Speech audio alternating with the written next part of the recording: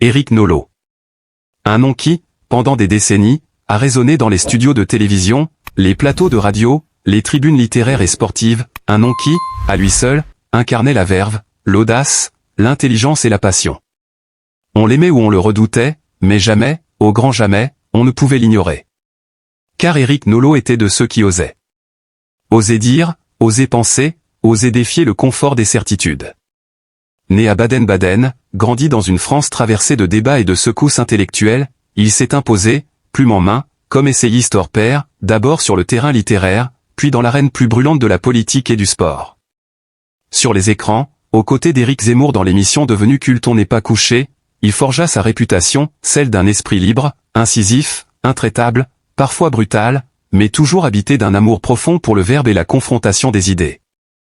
Il n'était pas un polémiste de façade, il était un combattant du langage, un gladiateur des mots.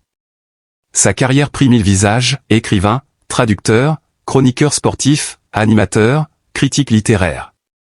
Chaque rôle, il le revêtait avec la même intensité, la même exigence, la même soif d'excellence. À la radio, sa voix devenait un repère, une boussole pour ceux qui cherchaient à comprendre le chaos de l'actualité. Dans les journaux, sa plume découpait la réalité comme une lame, révélant les paradoxes, les failles, les beautés aussi, d'un monde qui semblait parfois s'égarer.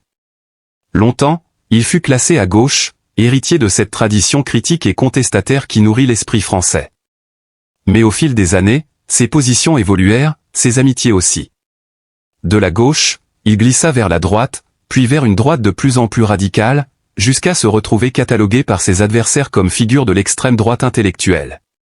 Ce virage fit couler des torrents d'encre. Était-ce une trahison? Était-ce, au contraire, l'expression ultime de son indépendance, de sa liberté de penser envers et contre tous? Ceux qui l'avaient admiré le condamnèrent parfois. D'autres, au contraire, virent en lui un homme courageux, refusant les dogmes, prêt à se brûler pour défendre sa vérité. Mais derrière l'armure médiatique, derrière les joutes spectaculaires, il y avait l'homme. Éric Nolot, discret sur sa vie privée, amoureux fidèle, époux présent. Ceux qui l'approchaient savaient que sous la dureté des mots se cachait un cœur vibrant, sensible, habité par une peur viscérale de la médiocrité et un amour infini pour la culture, pour la France, pour le sport, pour la littérature. Et puis vint le temps du silence. Ces derniers mois, ses apparitions se firent plus rares. Ses phrases, d'ordinaire si claires et tranchantes, se firent plus hésitantes. Ses amis s'interrogeaient. Ses adversaires, eux, se réjouissaient trop vite de ce qu'ils prenaient pour une lassitude.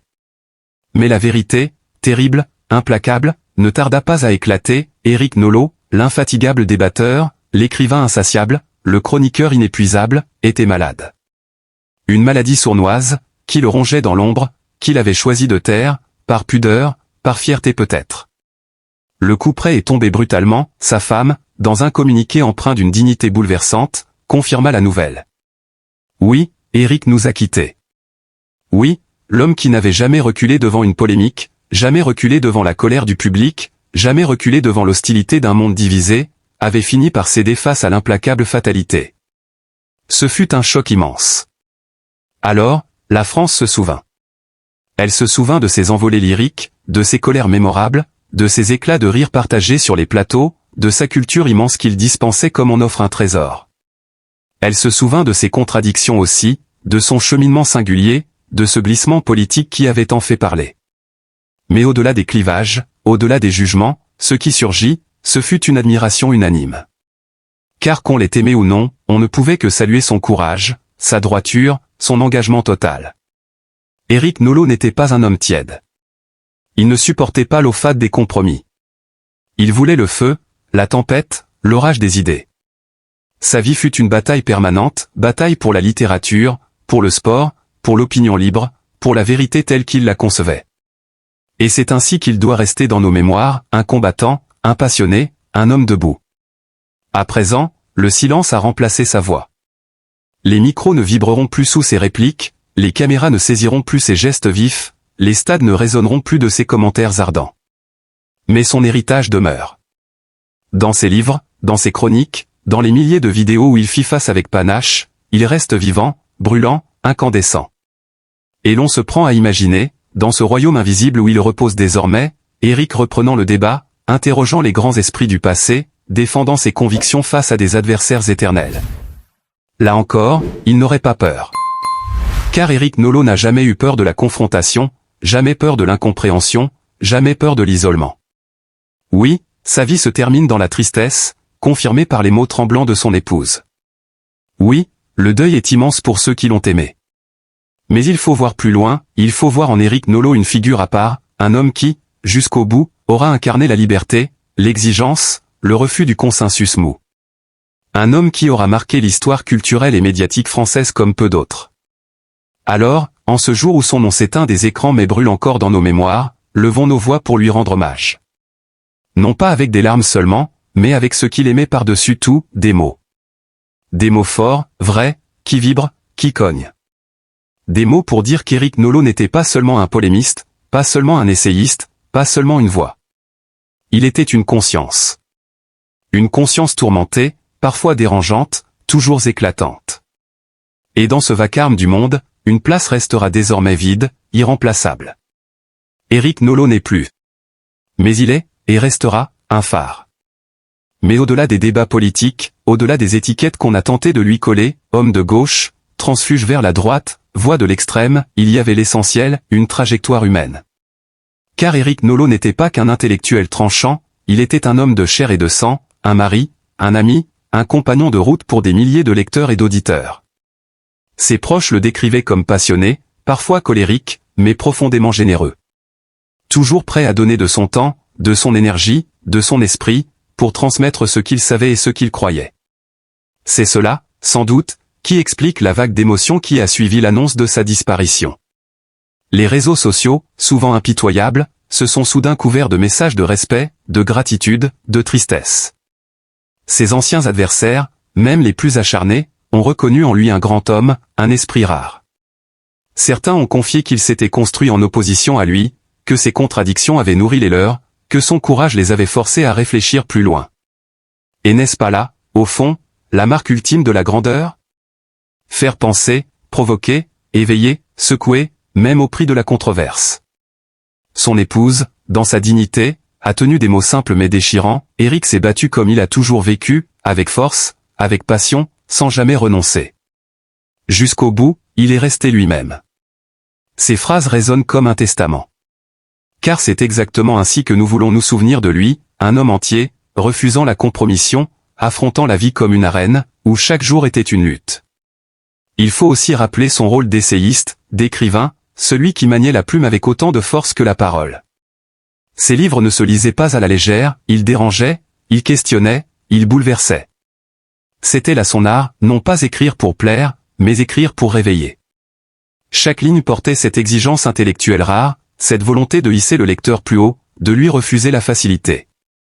Et comment oublier son amour pour le sport ? Éric Nolot n'était pas seulement un spectateur, mais un passionné, un connaisseur capable de parler d'un match de football ou d'un combat de boxe avec la même intensité qu'un débat philosophique. Pour lui, le sport était un théâtre de vérité, où l'effort, la douleur et la gloire se mêlaient en un spectacle profondément humain. Lorsqu'il commentait, sa voix vibrait de cette émotion brute qui faisait de chaque performance une épopée. Aujourd'hui, ce qui reste, c'est un vide. Mais aussi une lumière. Car ceux qui partent laissent derrière eux une empreinte, et celle d'Éric est profonde, indélébile. Il nous oblige à nous interroger, avons-nous le courage d'être nous-mêmes jusqu'au bout ? Osons-nous défendre nos convictions, même au prix de l'isolement ? Acceptons-nous de déranger, de heurter, pour rester fidèles à ce que nous croyons juste ? Son nom, désormais, appartient à la mémoire collective. Il rejoint ce panthéon des voix qui, qu'on les ait aimées ou non, auront marqué leur temps. Dans 50 ans, on relira ses essais, on reverra ses débats télévisés, on écoutera ses chroniques, et l'on dira, cet homme avait du feu dans l'âme. Le rideau est tombé, certes. Mais il n'y a pas de fin pour ceux qui, comme lui, ont semé des éclats de vérité sur leur passage. Son corps repose, mais ses idées continuent de circuler, de provoquer, de nourrir. Éric Nolot est mort, mais son souffle demeure. Et dans ce silence nouveau, une promesse se dessine, nous ne l'oublierons pas. La vie d'Éric Nolot, derrière les éclats de voix, les débats télévisés et les chroniques passionnées, a toujours été un fragile équilibre entre la lumière et l'ombre. Ceux qui l'ont côtoyé de près savaient qu'au-delà de l'homme public, de l'intellectuel tranchant et du polémiste redouté, se cachait une âme sensible, un homme habité par une inquiétude constante, une mélancolie sourde que les caméras ne pouvaient dissimuler indéfiniment. Son existence fut un combat silencieux, où chaque sourire se gagnait contre le poids immense d'une tristesse enracinée. Au sein de sa famille, Éric n'était pas seulement le critique littéraire que tout le monde connaissait. Il était mari, compagnon, pilier fragile mais sincère. Ses proches voyaient ses failles, ses moments de doute, ses nuits interminables où la douleur intérieure le rongeait. Le foyer, qui aurait dû être un refuge, devint trop souvent un théâtre silencieux où l'on retenait ses larmes pour ne pas alourdir le cœur de l'autre. Sa femme, discrète mais dévouée, fut la première à ressentir le vertige de cette chute progressive. Elle observait son mari s'éloigner peu à peu, non pas par manque d'amour, mais parce que le fardeau de son corps et de son esprit devenait trop lourd. La santé d'Éric fut longtemps un sujet entouré de silence. Lui qui aimait analyser la société, dénoncer les hypocrisies, n'osait pourtant pas toujours dévoiler ses propres faiblesses. Derrière les projecteurs, il endurait les tourments d'un corps fatigué, parfois trahi par une maladie qui rongeait ses forces. Les médecins parlaient de prudence, de soins, de repos nécessaires. Mais Éric, lui, refusait de céder. Il voulait continuer à écrire, à débattre, à se battre avec les mots, comme si chaque phrase était une arme contre l'inéluctable. Et pourtant, cette obstination, admirable aux yeux de certains, devint aussi un poison qui l'épuisait davantage. Les mois passaient et le silence devenait de plus en plus pesant. Ses apparitions publiques se raréfiaient. Ceux qui l'avaient suivi fidèlement remarquaient son absence, s'interrogeaient, espéraient un retour. Mais dans l'intimité de son foyer, l'homme n'était plus le même. Ses journées étaient marquées par la fatigue, ses nuits par les insomnies, ses regards par une douleur qu'il n'arrivait plus à masquer. Sa femme, toujours à ses côtés, portait avec courage ce fardeau partagé. Elle voyait l'homme qu'elle aimait décliner lentement, et son cœur se brisait de ne rien pouvoir faire de plus que d'offrir sa présence, son soutien inconditionnel, ses mains serrées autour des siennes. Puis vint ce jour où l'inévitable ne pouvait plus être repoussé. La nouvelle, confirmée par son épouse, tomba comme un coup près. Éric Nolot, l'homme des mots tranchants mais aussi des silences profonds, avait quitté ce monde, laissant derrière lui un vide immense. La douleur de sa compagne se fit voix, c'est elle qui confirma, le cœur en miettes, la fin d'un chemin trop souvent marqué par la souffrance. Dans ses mots tremblants résonnait toute l'ampleur de la perte, mais aussi tout l'amour discret qu'elle avait porté à cet homme complexe, lumineux et sombre à la fois. La fin d'Éric n'est pas seulement une disparition médiatique. C'est une tragédie humaine, une histoire d'amour et de douleur, une vie où les combats intérieurs eurent raison de l'énergie d'un être qui, malgré ses failles, avait tant donné de lui-même. Ses proches se souviennent d'un père, d'un mari, d'un compagnon marqué par la sensibilité, mais aussi par un désespoir qui ne le quittait jamais vraiment. Son décès n'est pas seulement une perte pour le monde intellectuel, mais un drame familial, une blessure intime qui saigne encore. Aujourd'hui, l'image qui demeure est celle d'un homme qui s'est battu, peut-être plus qu'il ne l'a jamais avoué, contre son propre corps, contre le poids de sa santé fragile, contre une tristesse tenace. Son héritage n'est pas seulement fait de chroniques et de polémiques, mais aussi de cette fragilité humaine qui le rendait profondément touchant. Derrière les débats passionnés, il y avait un être qui souffrait, un être qui aimait, un être qui portait sur ses épaules un fardeau trop lourd. Et dans les mots sobres de son épouse, confirmant le départ, se trouve la vérité la plus simple et la plus déchirante. Éric Nolot, malgré son courage et ses luttes, n'a pas échappé au destin tragique d'une vie rongée par la douleur. La fin est venue, laissant derrière elle non seulement une carrière interrompue, mais surtout un amour blessé, une famille meurtrie, et le souvenir poignant d'un homme qui, jusqu'au bout, aura porté en lui la marque indélébile de la tristesse et de la fragilité humaine. Il est des nouvelles qui, lorsqu'elles tombent, glacent le cœur et suspendent le temps. La confirmation donnée par l'épouse d'Éric Nolot a fait l'effet d'un coup de tonnerre, l'homme des mots, l'homme des débats, l'homme des convictions a quitté ce monde, emportant avec lui une part de lumière et de fragilité. Derrière le personnage public, derrière le polémiste redouté et respecté, il y avait un être profondément humain, marqué par les blessures invisibles, par la fatigue des combats intérieurs et par la solitude sourde qu'aucun éclat médiatique ne pouvait effacer. Sa vie fut un mélange d'intensité et de fragilité.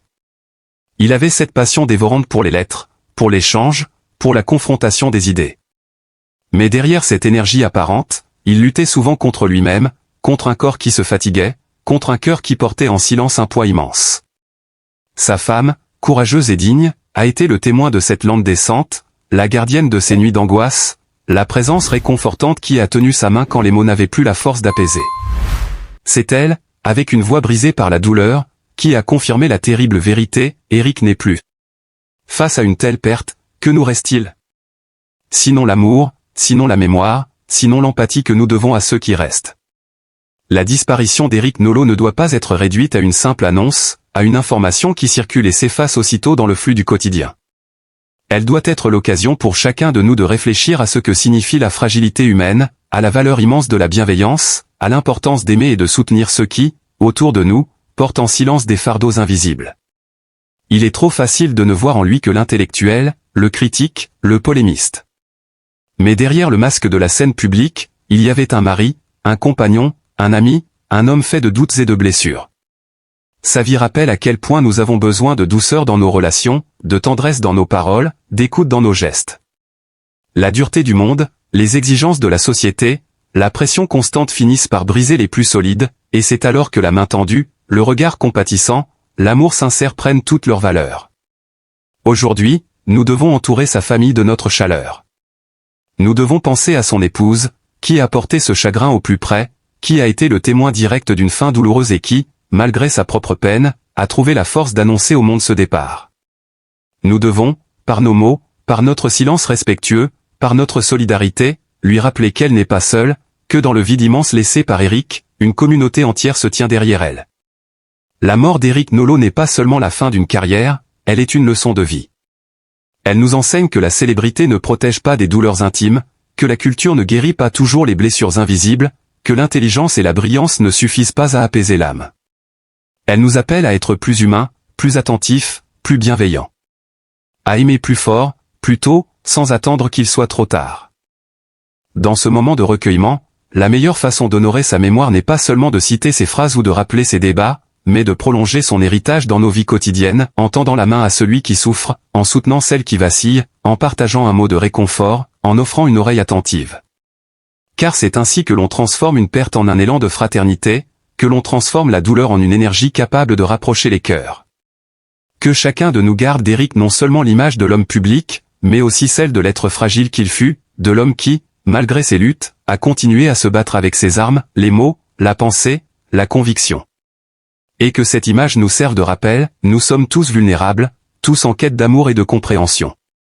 Aujourd'hui plus que jamais, aimons-nous les uns les autres. Soyons compatissants, soyons humains.